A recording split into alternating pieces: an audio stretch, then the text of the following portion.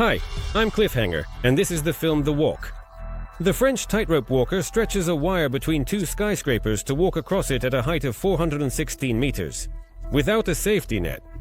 I will stretch a wire between the twin towers of the World Trade Center and walk across it. The film, based on true events, begins at the torch of the Statue of Liberty, where the French tightrope walker Philippe Petit is standing. He talks about his illegal dream of stretching a wire between the twin towers of the World Trade Center to walk across it. The story shifts to 1973 in Paris. Philippe works as a street mime, performing as the singing panhandler Bursac inside a chalk-drawn circle where no evil can enter. As a boundary violator, he rides over people's legs on a unicycle. Philippe also practiced tightrope walking. As he stretched the rope in different places, he showcased wonders of balance and acrobatics to the onlookers. The audience rewarded him with donations, tossing coins into his hat. One day he received a candy along with the money, which he dramatically ate, leading to a toothache. Sitting in the dentist's waiting room, he flips through a magazine and sees an article about the Twin Towers under construction. They will become the tallest buildings in the world.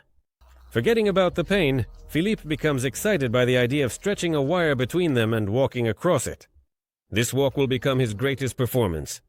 He reminisces about his happy childhood when he first saw a tightrope walker at the circus. Young Philippe watched in fascination as the performer walked across the tightrope stretched under the dome. Feeling the expression, he stretches the ropes at home to practice. The support underfoot thins, and the back gives out, from 5 ropes to 1. Unfortunately, the father takes his son's passion the wrong way. Now grown up, Philippe sneaks into the empty circus again to try walking on the tightrope under the dome. Philippe is caught in the act by his father, Rudy, the main circus tightrope walker. When he tries to chase away the cheeky young man, the kid puts on a show, showcasing his juggling skills. Papa Rudy takes Philippe under his wing, trying to teach him the art of circus performance. But he wants more than just to languish under the dome, which leads to an argument. Then, his own father kicks Philippe out of the house, disappointed with his choice of profession. The young artist heads to Paris to conquer the capital. The first street performance was a success, but Philippe stole the audience from a street musician named Annie. She wants to express her grievances to him, but the guy forces her to continue the conversation without words, like mime artists. Accepting the rules of the game, Annie plays along to eventually start a conversation and argue about the audience. When it starts to rain, Philippe suggests a compromise. He will perform in the square only on the days when they are not singing there. He also invites the girl to a cafe to share his dream. To walk between the towers of the shopping center being built, which will be 100 meters taller than the Eiffel Tower.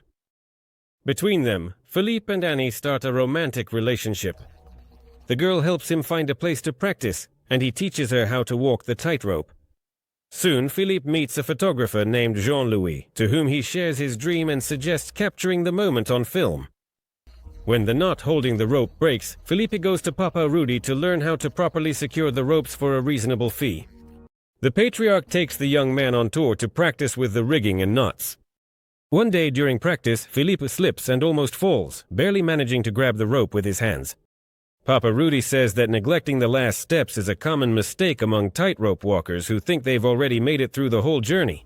Depending on the height, this mistake could be the last one in your life. Soon, Philippe is invited for the first time to perform at a festival in a little village. He has to walk on the tightrope over the lake, watched not only by the audience but also by his friends. The festive atmosphere distracted the guy, and he fell into the water halfway across. To drown out the awful taste of his debut failure, the guy decides to walk the tightrope between the towers, Notre Dame de Paris. In the morning, when the first tourists gathered in front of the historic building, Philippe makes his walk to enthusiastic applause. Right after that, he gets arrested. Philippe is unhappy with the international press. He admires them, while the French criticize. In one of the newspapers, there's an article about the Twin Towers. They're almost finished and will soon be open for use. Seeing this as a sign from above the tightrope walker, they fly to New York.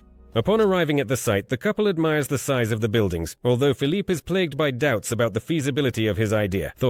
Seizing the moment, he climbs the ladder up to take a look around. On the roof, next to the construction debris, under the open sky. Towering over the city, Philippe walks along a protruding beam to take in the scale and curb his natural fear. Heights. He has to convince Jean-Louis to help him carry out his plan, despite all the challenges. He also has to seek advice from his experienced father, Rudy, to figure out how to stabilize the tightrope with additional cables so that it won't sway in the wind. The mentor insists that the young man attach a safety harness, but Philippe refuses, which almost leads to a quarrel. After a reconciliatory conversation, the old man, in a sign of respect for his student's skill, gives him a family heirloom and an envelope with money. Those are the very bills that the young man paid for revealing professional secrets. Philippe, with their help, he trains to balance on the swaying wire in the wind when Jean-Louis arrives with his height-fearing friend Jeff, who joins their team.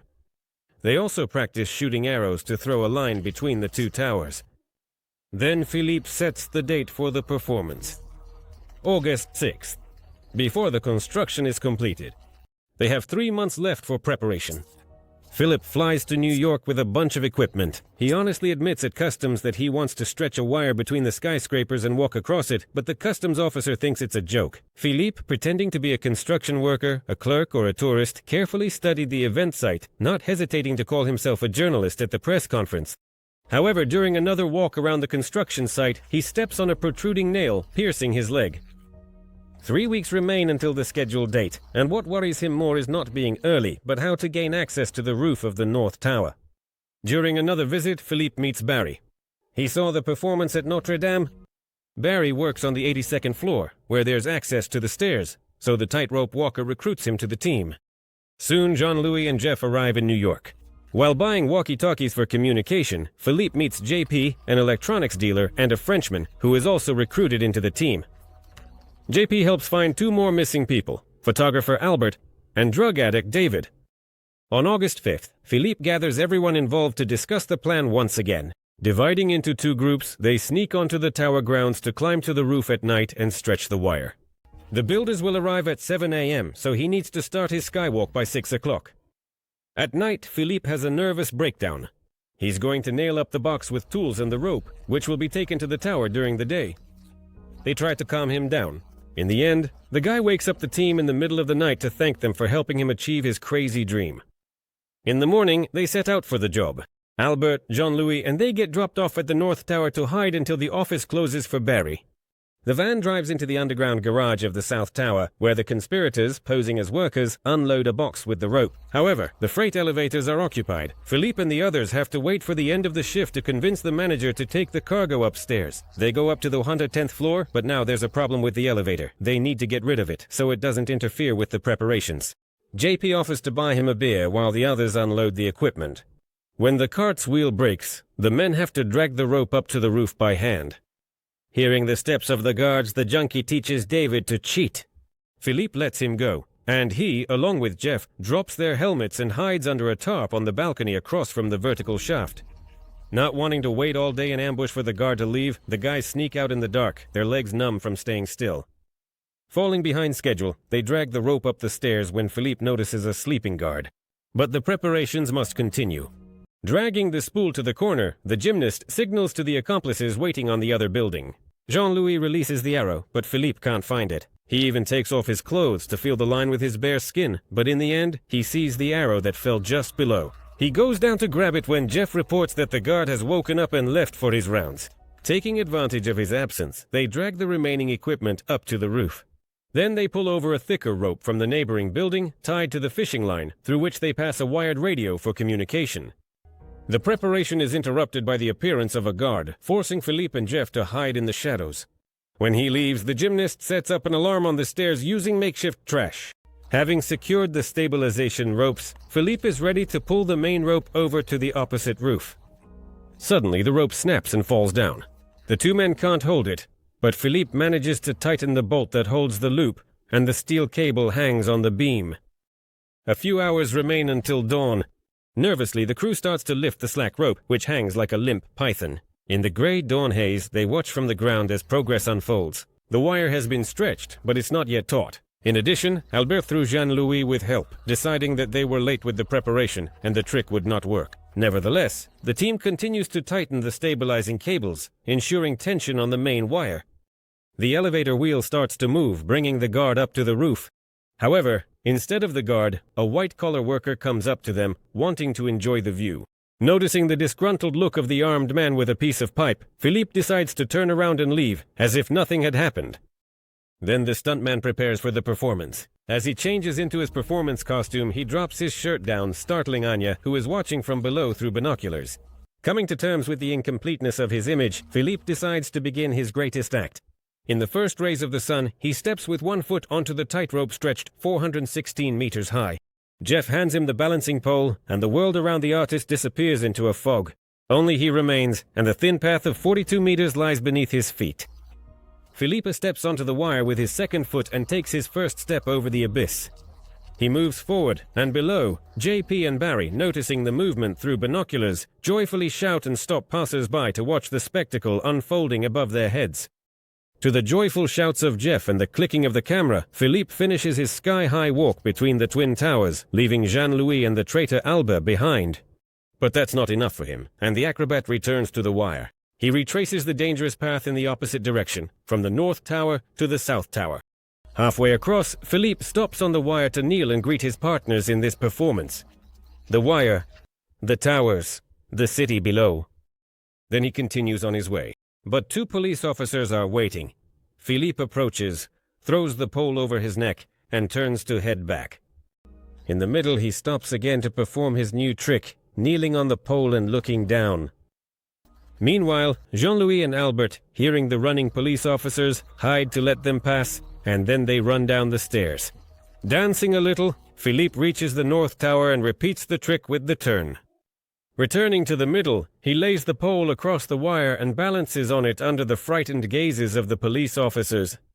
They try to catch him as he approaches, but the artist turns around again, continuing his performance.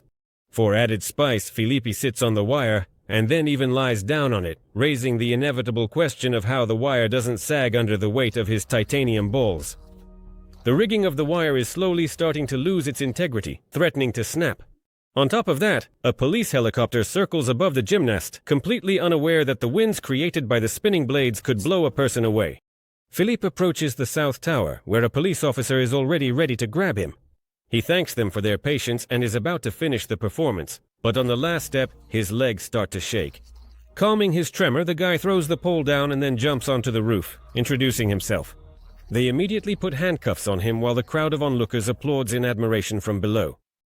The artist is taken away. As he descends the stairs, he sees workers who are also applauding him. At the elevator exit, the guy is met by members of the press, ready to take an interview right here and now. For this stunt, the authorities sentenced Philippe to community service, to walk on the wire one more time, but at a safe height and for kids. The incident became a global sensation. He was written about in newspapers all over the world. The hero himself meets with his team at a restaurant to thank them. Without them, none of this would have happened. As they leave the restaurant, they look at the Twin Towers, which seem to look different. Whether they lost their virginity or gained a living soul after being conquered by a human. Later, Philippe was even asked to leave an autograph on the roof with a map of the walk, and the architect of the Gaeta Towers, Zoli, issued him a lifetime pass to the roof, which Philippe used repeatedly, looking down at the abyss, spread out beneath his feet and remembering how he once conquered it. And that's how the movie ends.